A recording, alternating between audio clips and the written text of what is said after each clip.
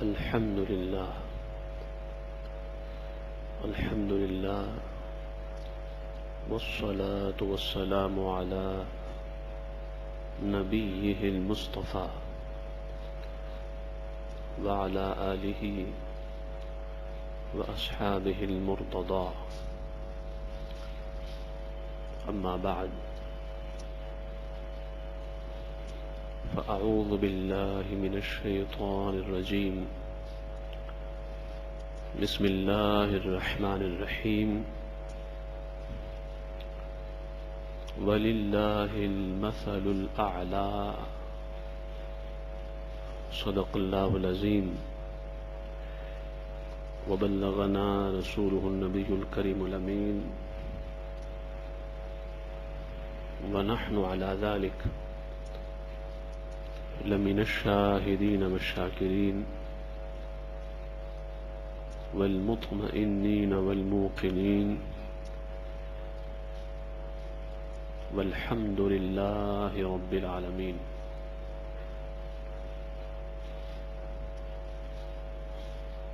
حمد و ثنا کے بعد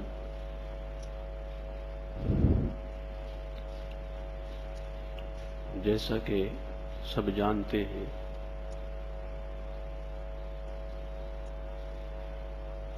کہ آج کے جمعۃ المبارک کا موضوع ہے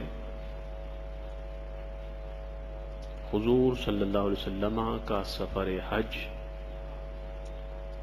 اور حضور علیہ السلام نے حج کیسے ادا فرمایا۔ انشاءاللہ تعالی اللہ پاک نے چاہا تو 4 جمعے اس پہ خطاب ہوگا۔ حضور علیہ السلام کے سفر حج پر اور حضور علیہ السلام کے حج مبارک پر۔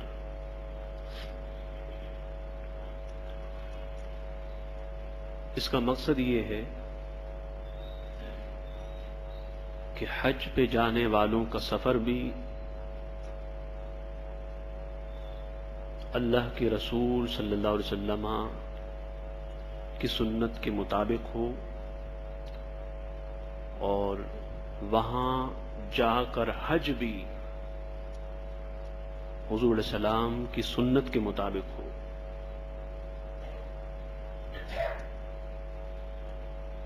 اس لیے ہر مسلمان کو یہ جاننا چاہیے کہ حضور علیہ السلام کا سفر حج کیسا تھا، اور حضور علیہ السلام نے حج کیسے ادا فرمایا۔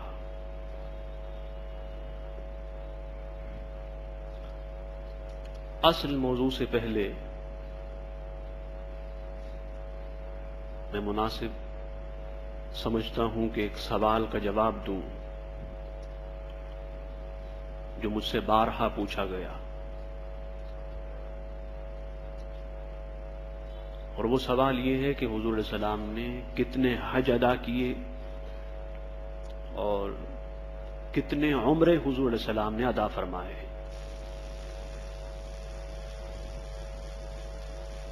سو اس کا جواب یہ ہے کہ امام ترمذی نے ترمذی شریف باب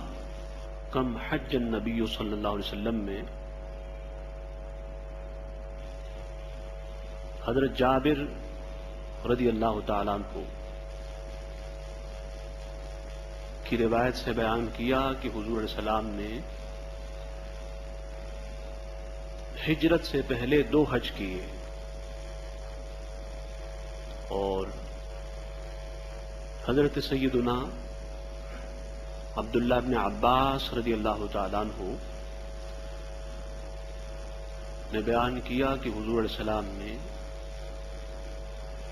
ہجرت سے پہلے 3 حج فرمائے، اور امام حاکم نے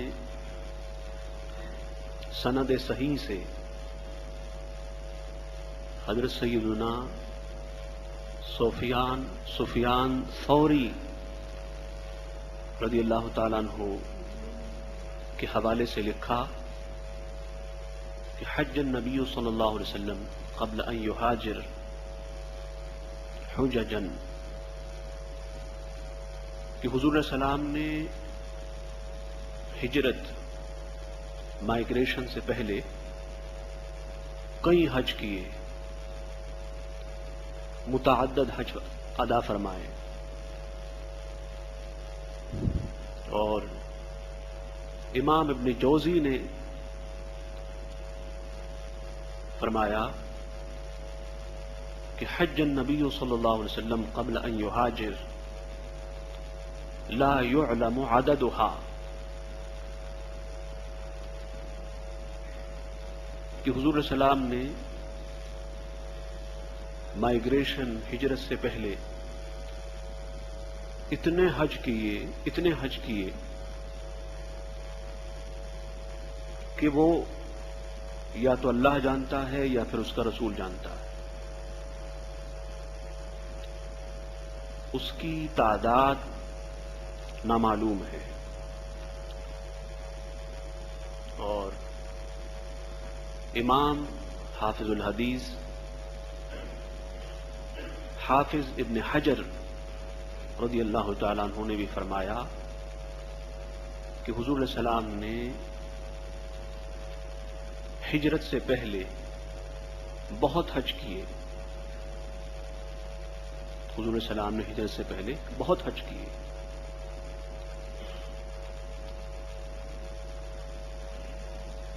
جہاں تک یہ سوال ہے کہ حضور علیہ السلام نے عمرے کتنے کیے، تو صحیح بخاری میں اور ترمذی میں باب کم اعتمر النبی صلی اللہ علیہ وسلم میں ہے کہ حضور علیہ السلام نے 4 عمرے ادا فرمائے، حضور نے 4 عمرے ادا فرمائے۔ بہرحال اس بات پر اتفاق ہے کہ حج فرض ہونے کے بعد حضور علیہ السلام نے صرف 1 حج ادا فرمایا۔ حج فرض ہوا سن 9 ہجری میں، اور حضور نے پہلے سال کا حج ادا نہ فرمایا، بلکہ امیر المومنین سیدنا صدیق اکبر رضی اللہ تعالیٰ عنہ کی قیادت میں اور ان کی لیڈرشپ میں صحابہ کو، مسلمانوں کو حج کے لیے روانہ کیا۔ حضور علیہ السلام نے حج فرض ہونے کے بعد، اعلان نبوت کے بعد اور ہجرت کے بعد سن 10 ہجری میں حج ادا فرمایا، جو حضور علیہ السلام کا حج فرض ہونے کے بعد پہلا حج بھی تھا اور آخری حج بھی تھا۔ حج فرض ہونے کے بعد حضور کا پہلا حج بھی یہی تھا، اور حضور علیہ السلام کا آخری حج بھی یہی تھا۔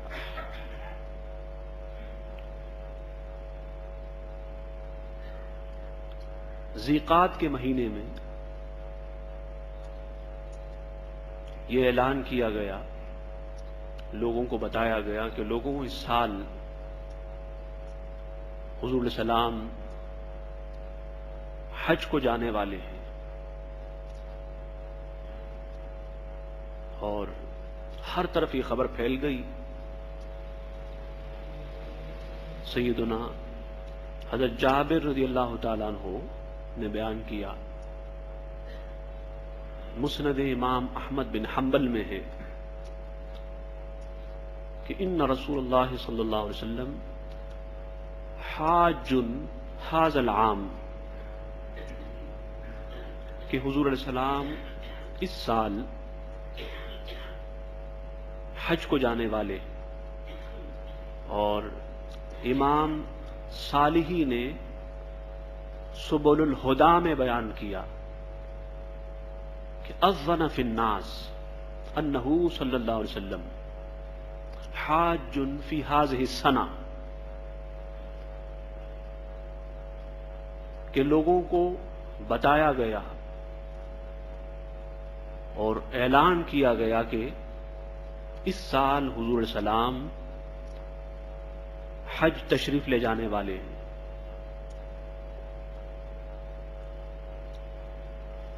تو ماہ ذیقعد میں، ذیقعد کے مہینے میں حضور علیہ السلام خود بھی حج کی تیاریوں میں لگ گئے، اور آپ نے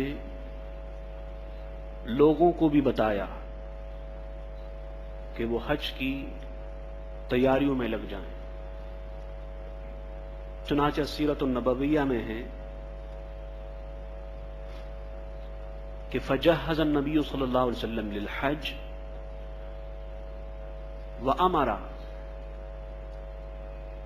وامر الناس بالجہاز لہ، کہ حضور علیہ السلام نے فجہز النبی للحج، حضور علیہ السلام خود بھی حج کی تیاریوں میں لگے۔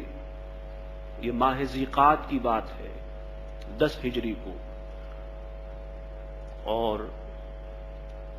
صحابہ کو بھی، لوگوں کو بھی حکم دیا کہ وہ حج کی تیاری کریں۔ حضور علیہ السلام کا یہ اعلان عام ہوا، ہر سو یہ بات پھیل گئی کہ اس سال تاجدار کائنات، تاجدار ختم نبوت و رسالت، حسن حج اور حسن عمرہ،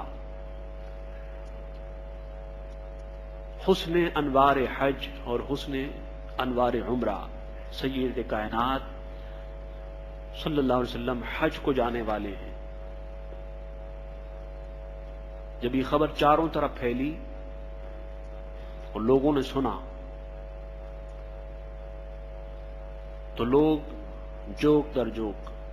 قافلوں کی شکل میں اور مختلف شکلوں میں مدینہ منورہ کی طرف آنے لگے۔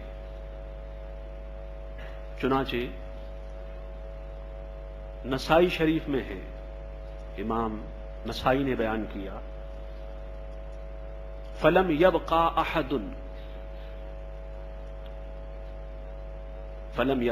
احد یقدر ان یأتی راکبا او راجلا الا قدما، جس کو معلوم ہوتا گیا کہ اس سال حضور علیہ السلام حج پہ تشریف لے جانے والے ہیں، تو ہر طرف سے لوگ آنے لگے، کوئی پیدل آیا، کوئی سوار ہو کے آیا، اور کیا اعلان ہوگا، کیا منظر ہوگا۔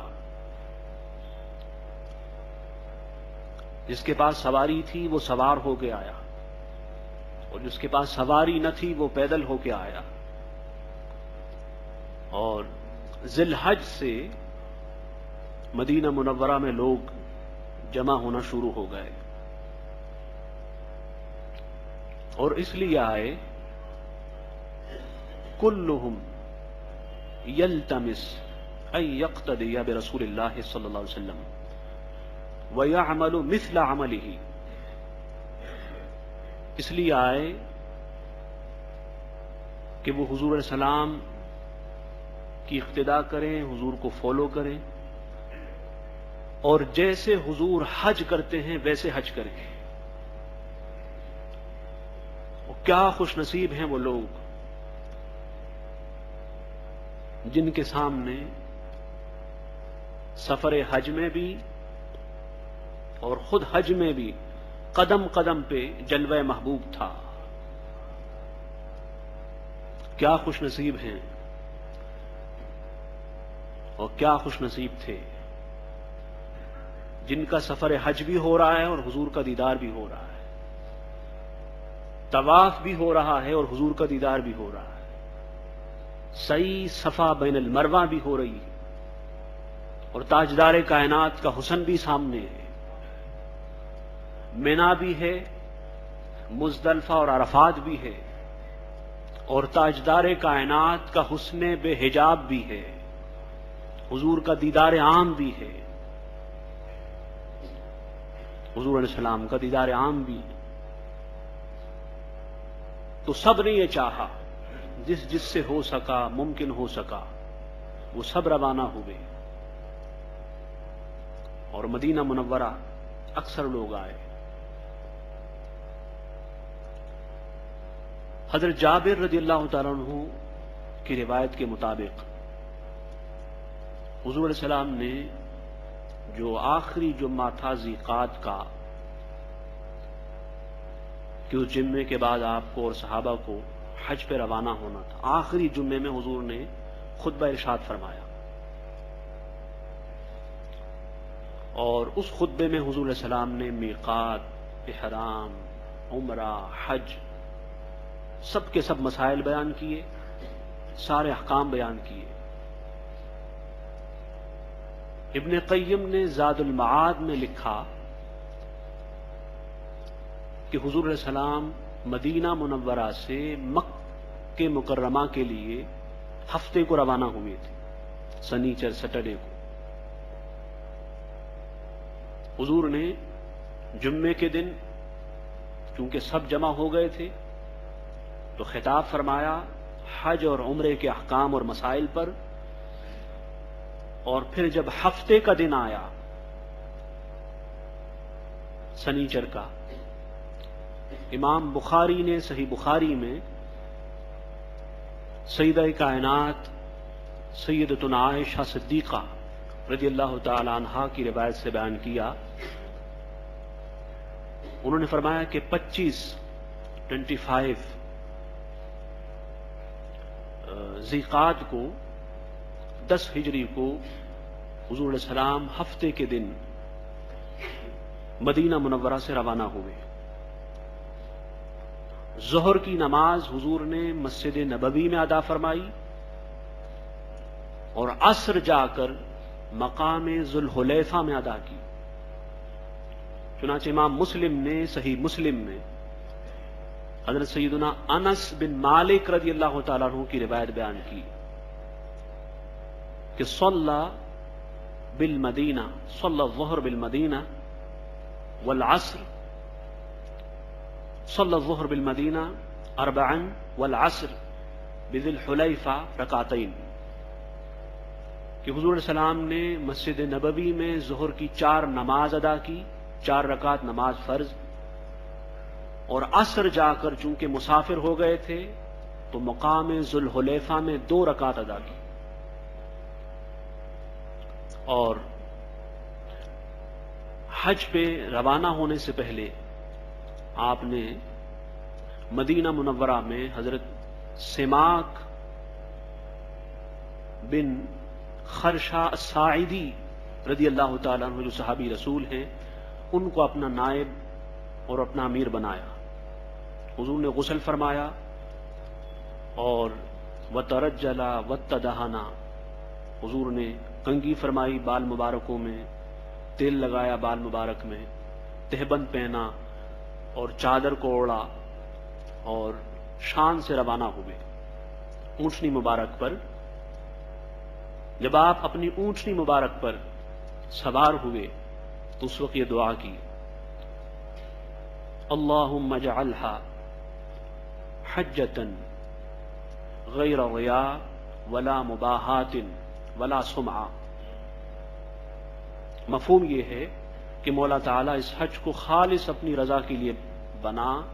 اور اس حج میں مجھے ریا سے، دکھاوے سے بچا.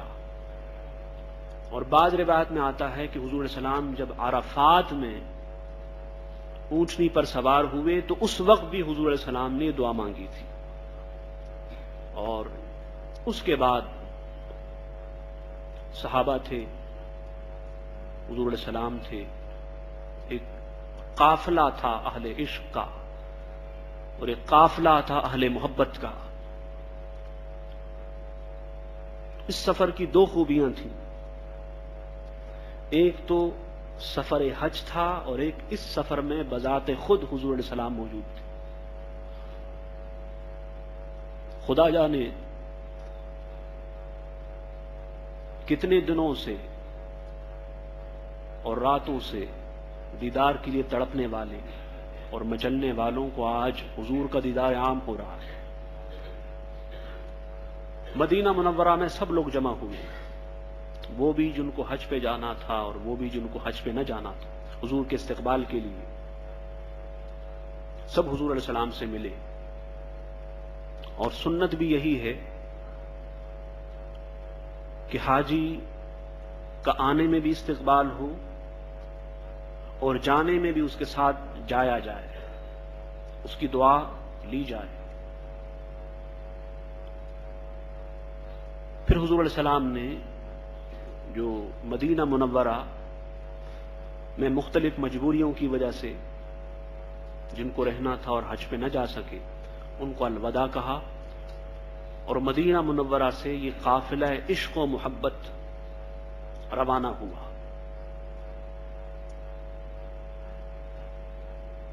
چلتے چلتے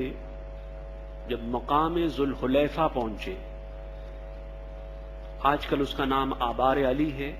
اور اس کا نام وادی عقیق بھی ہے اور مقام ذوالحلیفہ بھی ہے، یہ اہل مدینہ کا میقات ہے، اور میقات کا مطلب وہ مقام کہ جہاں سے بغیر احرام باندھے گزرنا ناجائز ہو۔